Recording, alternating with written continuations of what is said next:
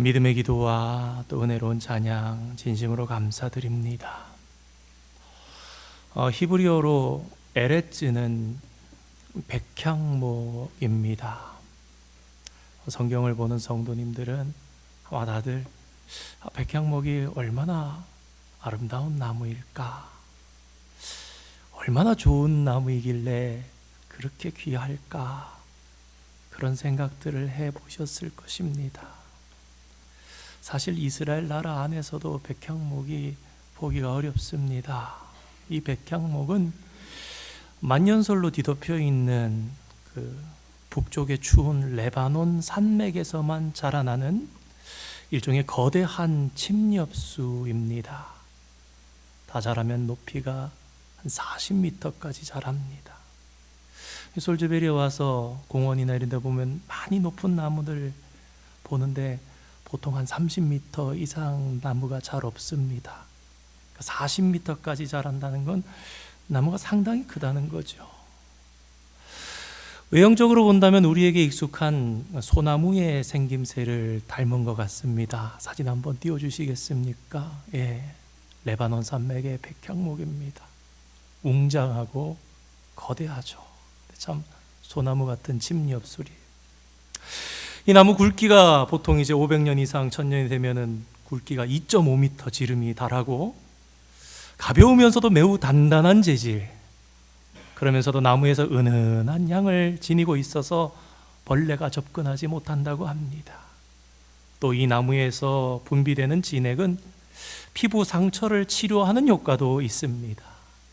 그래서 이 백향목이 고대로부터 최고의 건축 자재로 사용되어 왔으며, 특히 이제 레바논이 가까운 페니키아 지역의 궁전들이나 우리가 잘 아는 성경의 솔로몬 성전, 예루살렘 성전을 짓는 주 재료가 바로 이 백향목입니다. 다음 사진 한번 보여주시기 바랍니다. 한국 같으면 소나무가 이렇게 좀 높은 고대로 고지로 올라가야 쭉쭉 폈는데 이렇게 직선으로 뻗고 좋으니 정말 그 목재로 얼마나 좋겠습니까? 1000년 이상의 수명을 지닌 백향목들은 벌목을 해도 그 향기가 그 안에 무려 나무에서 100년 이상이 지속되는 그 향기가 남아있고, 또 외부로부터 어떤 추위나 공격에도 강한 생명력을 지닌 그런 나무라고 합니다. 그래서 시편 92편에 보면 백향목을 하나님께서 지키시고 보호하시는 하나님의 백성이다, 하나님의 백성은 백향목과 같다, 그렇게 말씀하셨는데요. 우리 시편 92편 12절 말씀 함께 한번 읽어보겠습니다. 의인은 종려나무같이 번성하며 레바논의 백향목같이 성장하리로다. 아멘.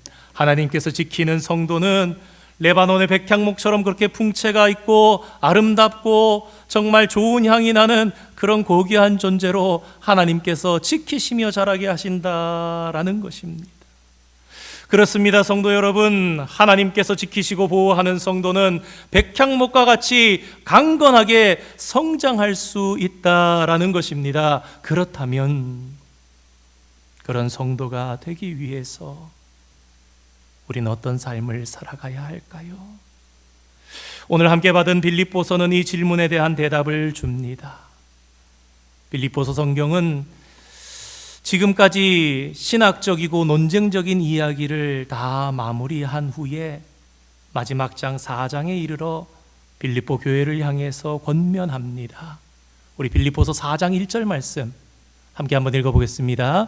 그러므로 나의 사랑하고 사모하는 형제들, 나의 기쁨이요 면류관인 사랑하는 자들아, 이와 같이 주 안에 서라. 아멘.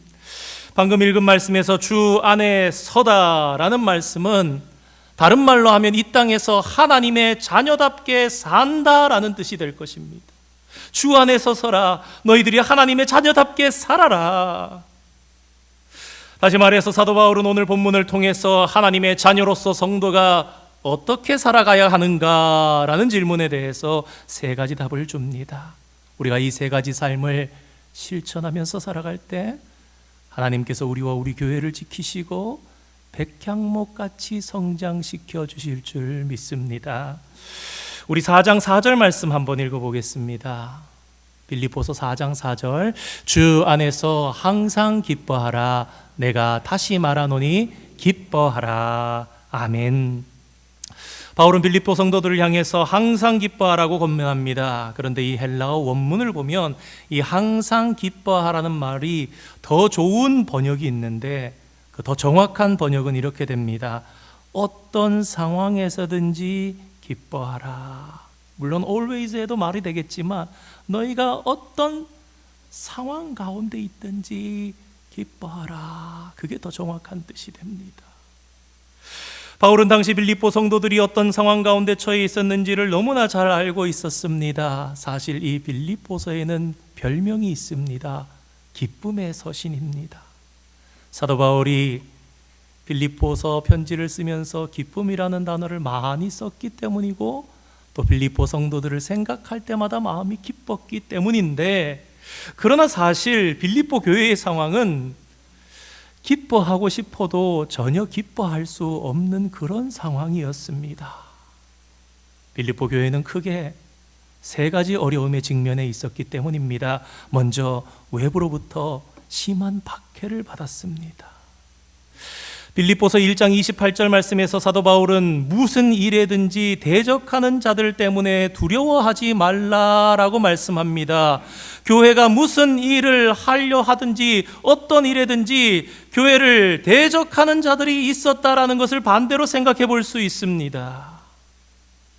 당시에 빌립보 교회를 대적하는 자들은 우상 숭배와 로마의 황제 숭배를 강요하는 빌립보 도시의 정치 지도자들이었다고 합니다. 당시 이 빌립보는 로마의 식민지 가운데 큰 도시였습니다. 그래서 로마가 직접 통치하는 식민지 도시였고, 특히 이 빌립보에는 로마 군대에서 은퇴한 퇴역 군인들이 많이 와서 정착해 사는 그런 도시였다고 합니다. 그러니 어떻겠습니까? 로마의 영향이 많이 미쳐지겠지요. 그래서 이 빌립보 도시에서는 일찍부터 로마 황제 숭배가 아무 거리낌 없이 행해지고 있는 그런 곳이었습니다. 여러분 아마 사도행전 16장 아마 잘 아실 것입니다. 바울과 실라가 전도를 하다가 빌립보에 점을 쳐주는 귀신 들린 여종 하나를, 그 귀신을 쫓아내준 일이 있습니다. 왜냐하면 바울을 자꾸 와서 하나님의 일을 하는 사람이라고 그렇게 얘기를 하니까. 그런데 그 여종은요, 사실은 아폴로 신을 숭배하는 자였습니다. 그리고 당시 아폴로 신 숭배는 이 로마 황제 숭배와 깊은 연관 관계가 있었기 때문에 이 여종을 귀신에게서 치유하게 해준 이 사건은 곧 정치적인 문제가 되어서 결국 이 바울이 이 빌립보 관원들에게 끌려가서 매를 맞고 무슨 죄인지 정죄하지도 않고 매부터 때리고 감옥에 갇히게 되는 일이 있었던 것입니다. 우리가 잘 아는 것처럼 그 밤에 매를 맞고 작고에 있으면서도 찬송했던 바울과 실라가 찬송했던 이야기가 이어지지요. 바울은 빌립보서 1장 30절에서 너희에게도 그와 같은 싸움이 있으니, 내가 겪었던 같은 그와 같은 싸움이 있으니 너희가 내 안에서도 본 바요 이제도 내 안에서 듣는 바니라, 그렇게 말합니다. 다시 말해서 지금 빌립보 성도들은 예전에 바울이 당했던 것처럼 대적하는 자들 때문에 매를 맞고 대적하는 자들 때문에 감옥에 갇히는 그런 핍박을 지금도 겪고 있다라는 것입니다. 바울도 알고 있고 너희도 알고 있다라는 것입니다. 국가의 권력에 의한 박해는 개인의 권력에 의한 박해보다 훨씬 더 피하기가 어렵습니다. 그러나 바울은 자신 있게 자신이 겪었던 것과 동일한 고난을 겪고 있는 그 빌립보 성도들을 향해서 기뻐하라 권면합니다. 빌립보 교회가 겪었던 두 번째 어려움은 교회 안에 있는 대적자들이었습니다. 할례당이라고 불리는 자들이 교회 안으로 들어와 잘못된 가르침과 유언비어를 퍼뜨려서 성도들을 혼란스럽게 하고 심지어 성도들이 교회를 떠나가게 만들었습니다. 이 할례당은 유대인들로서 복음을 받아들인 후에도 계속해서 율법을 지켜야 한다, 너희가 여전히 할례를 받아야 한다고 주장했던 사람들이었습니다. 다시 말해 예수를 믿는 것만으로는 구원을 받을 수 없고 율법과 할례를 지켜야만 그래야 구원받는다, 그렇게 가르쳤던 것입니다. 그래서 사도 바울은 빌립보서 3장 18절 말씀에서 여러 사람들이 그리스도의 십자가의 원수로 행하느니라 말합니다. 십자가의 원수로 행하는 자들 누굽니까? 할례당, 유대인들. 뭐라 그럽니까? 예수를 믿는 것만으로 부족하다, 다른 말로 주님의 십자가는 부족하다, 다른 말로 주님의 보혈로 해결 안 된다라는 것입니다. 그러니 십자가의 원수지요. 빌립보 성도들 중 적지 않은 사람들이 이 할례당들을 따라서 교회를 떠나 유대인 회당으로 떠나갔습니다. 그리하여서 교회 안에 남은 성도들은 어떻게 했습니까? 밖으로는 박해를 심하게 받는데 안으로는 또 이렇게 분열되니 아픔과 상처를 겪을 수밖에 없었던 것입니다. 그러나 바울은 그러한 상처 입은 성도들을 향해서 기뻐하라 권면한 것입니다. 마지막으로 빌립보 교회의 세 번째 어려움은 분열이었습니다. 우리말에 엎친데 덮친다라는 말이 있는 것처럼 그나마 빌립보 교회에 남아 있었던 성도들은 이제 두 패로 갈라져서 서로 다투기 시작합니다. 그래서 사도 바울은 빌립보서 4장 2절에서 유오디아와 순두개를 향해서 이렇게 말합니다. 주 안에서 같은 마음을 품으라. 이 두 여인은 당시 빌립보 교회의 여성 지도자들이었는데 그들이 서로 같은 마음을 품지 않았기에 교회가 갈라졌던 것입니다. 성도 여러분, 교회가 분열되어서 싸우기 시작하면 어떤 모습으로 변합니까? 가슴 속에 예수님의 사랑이 식어집니다. 기쁨과 감사가 사라지고 대신에 불평과 원망이 가득하게 됩니다. 성도들의 마음은 강팍해져서 예배의 은혜를 받지 못하고 교회의 사명은 희미해지며 하나님의 은혜는 찾아볼 수 없게 되는 것입니다. 그러니 정말 힘든 상황이 아닐 수 없습니다. 그러나 그렇게 교회가 분열된 상황에서도 사도 바울은 기뻐하라, 그렇게 권면하고 있는 것입니다. 그렇습니다. 이처럼 빌립보서를 쓰고 있는 바울도 지금 감옥에 있거든요. 옥중서신 아닙니까? 그 편지를 받는 빌립보 성도들은 박해받고 있으니까 기뻐할 근거가 전혀 없었습니다. 그러나 그럼에도 불구하고 사도 바울은 그들이 기뻐할 수 있다, 아니 기뻐해야 한다, 그렇게 선포합니다. 그 이유가 무엇입니까? 그 이유는 그들이 주 안에 있기 때문이었습니다. 그렇습니다. 성도 여러분, 우리 그리스도인들의 기쁨의 이유는 외부적인 상황에 있는 것이 아닙니다. 개인적으로 처한 어려움에 있는 것이 아닙니다. 우리의 기쁨의 이유는 언제나 예수 그리스도 안에 있어야 한다라는 것을 우리는 깨달아야 합니다. 외부의 박해나 경제적 가난이나 내부의 분열이 있다 할지라도 십자가에서 죽으시고 부활하신 우리 주 예수 그리스도가 역사를 주관하시고 계시기에 결국은 마침내 합력하여 선을 이룬다는 것을 믿으면서 나아가는 것입니다. 성도님은 어려움을 겪어서 신방하면서 말씀 붙잡고 기도해드리고, 근데 참 마음이 저도 참 착잡하고 차도가 빠르지 않으니까 권면을 드립니다. 성도님, 생각만큼 회복이 빠르지 않아도 하나님의 말씀은 신실하시니, 하나님의 말씀은 능력이 있으시니 마음을 어둡게 가지지 마시고 지금 이 상황도 하나님께서 인도하고 계신다는 것을 믿으면서 믿음 가지고 이 상황 속에서도 주시는 기쁨을 바라보면서 신뢰하며 나갑시다. 그 권면을 드렸습니다.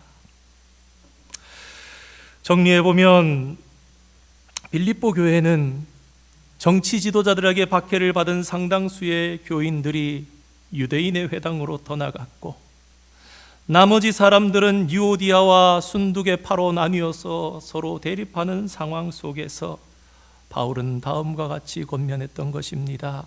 어떤 상황에서도 너희들은 기뻐해라. 사랑하는 성도 여러분, 오늘 기도하셨던 것처럼 하나님께서는 주님의 교회를 보호하시고 지키시는 분이시라는 사실을 기억하시는 저와 여러분 되기를 원합니다. 어떤 상황에서도 예수님 안에 있으면, 주 안에 서면 우리는 안전한 것입니다. 흔들리는 배를 보는 것이 아니라 순결한 마음으로 주님을 보는 것입니다.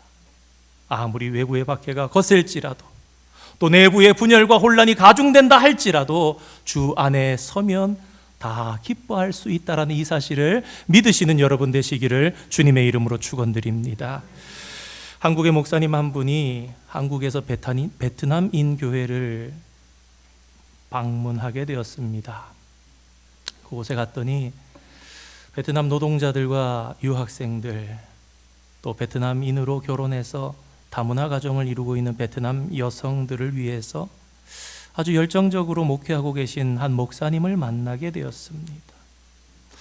하나님께서 이 베트남 교회를 통해서 얼마나 놀라운 일들을 하셨는지, 그동안 베트남 선교사님들이 현지에서도 절대로 전도가 불가능했던 하노이 출신의 공산당 청년들이 복음을 듣게 하시고 그들로 열매를 맺게 하시는 그런 놀라운 일이 한국의 베트남인 교회에서 일어나고 있었습니다. 그래서 한국에서 한국 목회를 하고 계신 목사님과 한국에서 베트남인 목회를 하고 계신 목사님 두 분이 그런 은혜를 나누면서, 우리가 선교사님들과 만나고 이렇게 은혜를 나누고, 성도님들이 다른 교회 성도님과 만나고 은혜를 나누면 하나님 은혜를 같이 나누면서 얼마나 기뻐합니까? 그처럼 두 분이 목사님이 만나서 하나님의 은혜를 나눴으니 얼마나 기쁨이 넘쳤겠습니까? 하나님께 영광을 돌리며 교제를 하셨다고 합니다. 그런데 얼마 후에 그 베트남인 교회가 사무실 임대료를 내지를 못해서 어려움에 처해 있다는 소식을 듣게 됐습니다. 그 말을 듣자 곧바로 목사님께 연락을 해서 만나보니 상황은 생각보다 더 심각했다고 합니다. 지금 당장 당면한 예배 초소 문제 외에도 교회 일꾼들의 비자 문제도 걸려 있고, 사택 문제도 걸려 있고, 한국 교회와의 협력 문제 등 여러 가지 문제들, 어려움들이 있었다고 합니다. 그럼에도 베트남인 교회의 목사님과 성도님들은 하나님께서 지켜주시고 보호해 주실 것이라는 확신을 가지고 기도하고 있다, 그런 이야기를 제 목사님을 만나서 듣고 돌아왔습니다. 안타까운 마음을 가지고 새벽에 베트남인 교회를 위해서 간절히 기도하는데, 하루는 새벽에 성령님께서 주님이 지키시는 베트남인 교회를 너희 교회가 도우라, 그런 마음을 주셨습니다. 그래서 이 목사님이 본격적으로 그 베트남인 교회를 돕기를 시작했다고 합니다. 베트남인 교회를 교육관으로 그 교회를 옮겨와서 예배당과 사무실로 사용하도록 합니다. 그리고 베트남인 교회를 목회하시는 목사님에게 사택을 제공하고 그 비용을 그 교회의 선교비로 후원했다고 합니다. 뿐만 아니라 교회 청소하던 교회 전체 청소 용역을 베트남인 교회의 성도들에게 넘겨줬습니다. 그러자 모든 상황이 변했습니다. 교인들의 비자 문제가 해결되고 재정 문제가 완전히 해결되었습니다.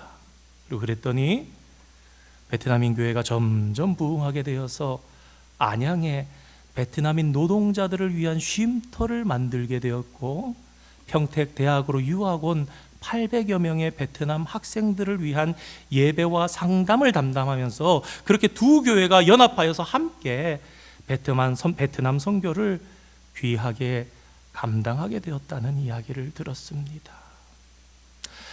하나님께서는 그렇게 베트남 복음화를 위해서 열정적으로 기도했던 베트남인 교회를 보호하시고 지켜주신 것입니다. 사랑하는 성도 여러분, 이처럼 하나님께서는 예수님의 핏값으로 이 땅에 세워주신 주님의 교회를 보호하고 지키시는 것입니다. 그러므로 성도 여러분, 교회가 어떠한 상황 가운데 있든지 우리는 주님 안에서 기뻐하는 교회가 되어야 하겠습니다. 둘째로 너희 관용을 모든 사람들에게 알게 하라입니다. 빌립보 교인들을 향해 사도 바울은 다음과 같이 권면합니다. 우리 빌립보서 4장 5절 말씀 함께 한번 읽어보겠습니다. 너희 관용을 모든 사람에게 알게 하라. 주께서 가까우시니라. 아멘. 여기서 모든 사람들의 범주는 전에도 한번 말씀드렸던 것처럼 교회 밖에 있는 사람들까지 포함됩니다. 교회 밖의 사람들은 지금 빌립보 교회 사람들을 핍박하는 사람들이었습니다. 다시 말해 교회 밖의 사람들이 우리를 핍박한다 할지라도 우리는 그리스도인으로서의 관대함을 보여야 한다는 것입니다. 그들을 향해 구제하고 자선행위를 하며 식사를 제공하는 등 그들에게 마음을 넓게 열어야 된다는 것입니다. 여러분 한번 생각해 보시기 바랍니다. 지금 울어도 속이 시원하지 않은 상황인데 하나님께서는 빌립보 성도들을 향해서 웃으면서 너희를 박해하는 사람들을 도와주라, 봉사하라, 섬기라 그렇게 명령하시는 것입니다. 바울은 이러한 명령을 한 후에 다음과 같이 선포합니다. 주께서 가까우시니라.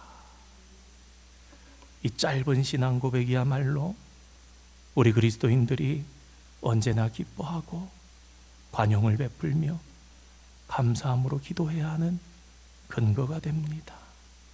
이 신앙 고백은 두 가지로 의미를 가집니다. 시간적으로 그리고 또 공간적으로도 의미를 가집니다. 먼저 시간적으로는 주님께서 곧 재림하셔서 우리의 구원을 완성하신다는 의미입니다. 주님이 가까우시니 마음을 넓혀라. 공간적으로는요, 주님은 높고 먼 저 우주에 계시고 하늘에 계시는 것이 아니라 주께서 가까우시나, 다른 말로 주님이 내 곁에 있다, 네 옆에 있다, 주님이 가까이 계시니 너희 마음을 너그럽게 용납하고 관대하게 하라라는 것입니다. 고난당한 우리 가까이 오셔서 우리를 돕고 계시니 그렇게 하라는 것입니다. 오늘날 우리들이 살아가는 세상은 화해와 연합보다는 편을 가르며 반목이 일상화된 세태 속에 살아갑니다. 가난한 자와 부자를 나누고 남자와 여자를 나누고 민족과 민족을 나누고 나라가 나라를 대적하는 세상 속에 살아갑니다. 그러나 그 속에서 우리 그리스도인들이 믿음을 가지고 만나는 모든 사람들에게 관용을 베푸는 것이 우리 주님께서 가장 기뻐하시고 귀하게 여기시는 일이라는 사실을 기억하시고 실천하는 성도가 되시기를 주님의 이름으로 축원드립니다. 마지막으로 염려하지 말라입니다. 빌립보 성도들은 교회의 여러 가지 어려운 상황들로 인해서 염려했습니다. 어떤 심리학자가 이렇게 말했다고 합니다. 염려는 느린 형태의 자살이다. 염려가 얼마나 우리 몸과 마음을 갉아먹고 해가 되는지를 극단적으로 표현한 것이라 생각됩니다. 독일어로 염려는 위겐, 직역하면 목을 물어서 질식시키다, 목을 조르다 그런 뜻이라고 합니다. 여러분, 사자가요, 자기보다 몸집이 몇 배나 큰 물소 같은 동물을 사냥할 때는요, 다가가서 빠른 속도로 그 엉덩이 위로 올라탄다고 합니다. 그러면은 이 물소는 이 자기를 잡아먹으려는 사자가 올라왔기 때문에 극렬하게 저항을 해야 되겠죠. 엉덩이 쪽에 있으니까 어떻게 합니까? 빠져나가려고 뒷발질을 계속 한다는 거예요. 그런데 여러분 한번 이 소나 말들이나 이 뒷발질하는 걸 한번 생각해 보시기 바랍니다. 체력 소모가 엄청납니다. 다른 데 올라가는 것이 아니라 뒤쪽으로 올라타는 이유는 이 계속해서 뒷발질을 하게 만들어서 금방 지쳐 쓰러지게 만드는데, 바로 그때의 사자가 물소의 목을 물어서 질식시켜서 사냥을 한다는 것입니다.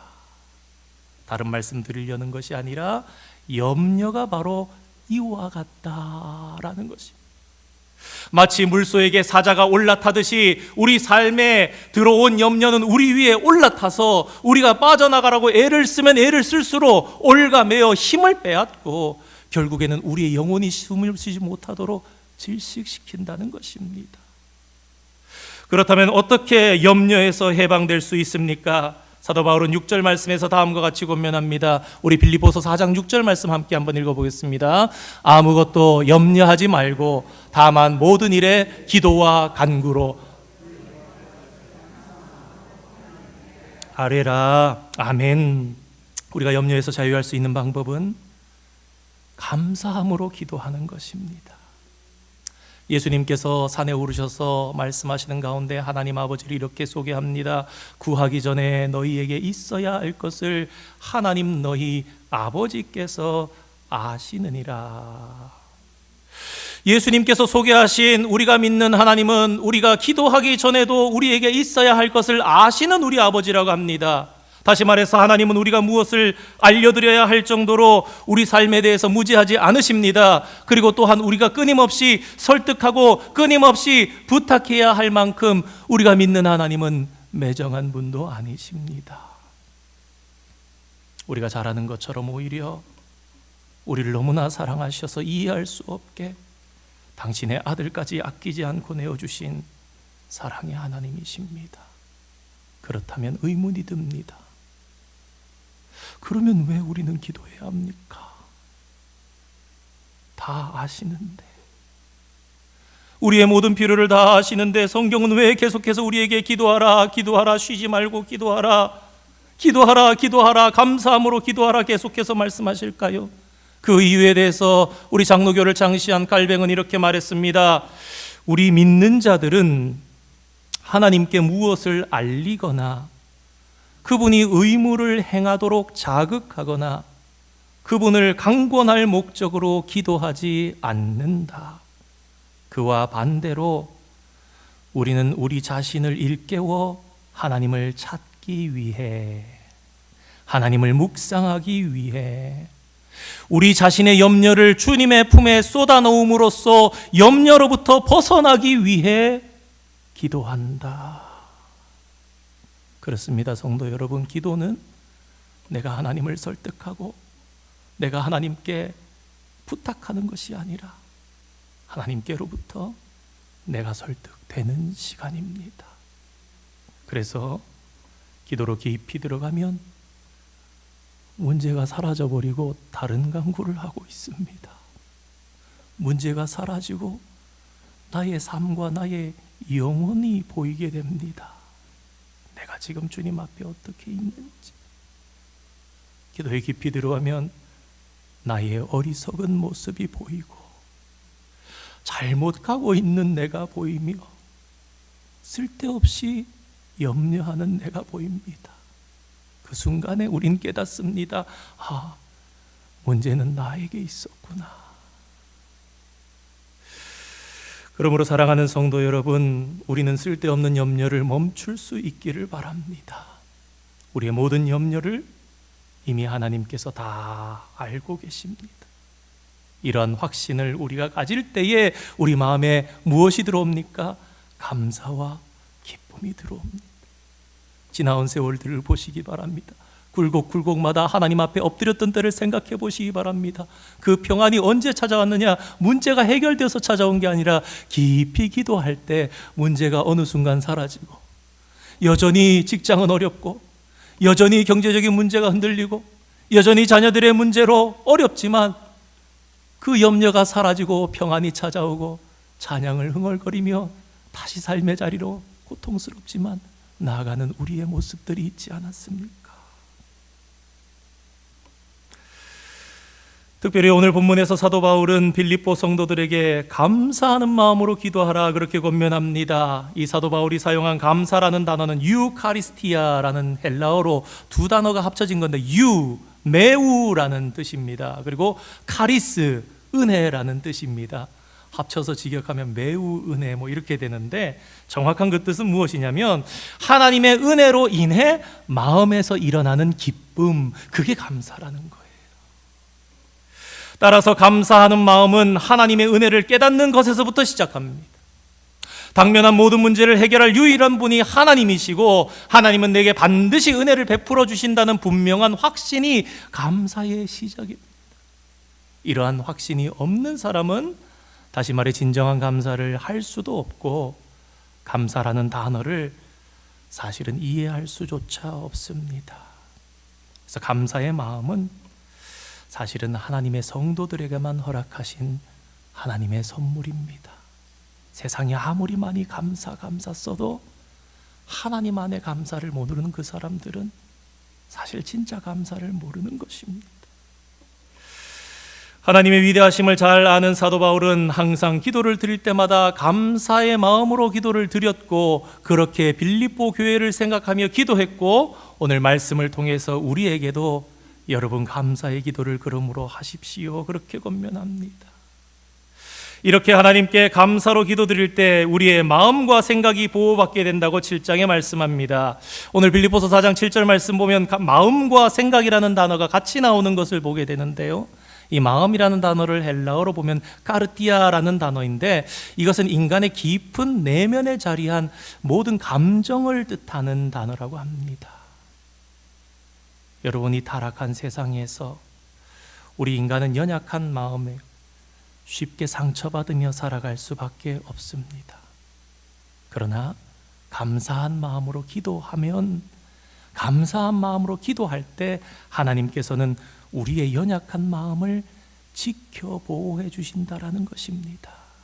이어서 나오는 생각이라는 단어는 우리의 행동과 감정을 조절하는 사령탑과 같은 것입니다. 여러분 한번 생각해 보시기 바랍니다. 똑같은 상황에서도요, 이쪽에서 생각하면 걱정스럽습니다. 그런데 다른 쪽으로 생각하면 감사할 수 있다는 것을 알게 됩니다. 목회를 하면서 여러 성도님들의 어려움과 말할 수 없는 일들을 겪을 때 기도하면서 생각해 보면 참 곤란하지만, 한편으로 다르게 생각하면 그러나 하나님께서 또 이렇게 베풀어 주실 그러한 소망들이 보이는 것을 느끼게 됩니다. 우리가 세상을 살아도 그렇잖아요. 아주 좋은 여건에서도 원망과 불평을 하며 사는 사람들이 있는 반면에, 남들이 보기에는 비참할 수밖에 없어 보이는 상황 속에서도 감사하면서 살아가는 그런 사람들도 있잖아요. 무엇을 우리에게 가르쳐 줍니까? 결국은 환경이 달라지는 것이 아니라 생각이 달라져야, 마음이 달라져야 감사할 수 있다라는 것입니다. 오늘 말씀을 정리해 보려 합니다. 사랑하는 성도 여러분, 우리가 사망의 음침한 골짜기를 거닐지라도 하나님께서는 항상 우리를 지키시고 보호하실 것임을 기억하기를 원합니다. 빌립보 교회처럼 밖으로 안으로, 아니 사방으로 꽉 막힌 상황에 처해 있을지라도 빌립보 교회를 지켜주셨던 것처럼 오늘 저와 여러분을 지키시고 보호해 주실 것입니다. 이것이 바로 우리가 염려를 버리고 오직 감사하는 마음으로 기도의 자리로 나아가야 하는 이유입니다. 그러므로 성도 여러분, 오늘 사도 바울을 통해서 하나님께서 주시는 권면처럼 기뻐하시고 관용하면서 그리고 염려하지 마시기 바랍니다. 우리 오늘 마지막 찬양했었죠. 염려다 맡기라 주가 돌보시니 주는 평화 우리의 평화. 염려를 다 주님께 쏟아 맡기면 주님의 평화가 오고 감사가 오고 기쁨이 오는 것입니다. 하나님께서 우리를 어려워도 이 세 가지 주의 명령을 지키며 살아가는 우리를 백향목같이 단단하게, 백향목같이 고귀하고 아름다운 향이 나게 해주실 것입니다. 그렇게 주님의 인도와 보호가 우리가 천국 가는 그날까지 우리의 삶에 영원히 임하기를 주님의 이름으로 축원드립니다. 우리 말씀 생각하면서 염려다 맡기라 주는 평화 한 번만 찬양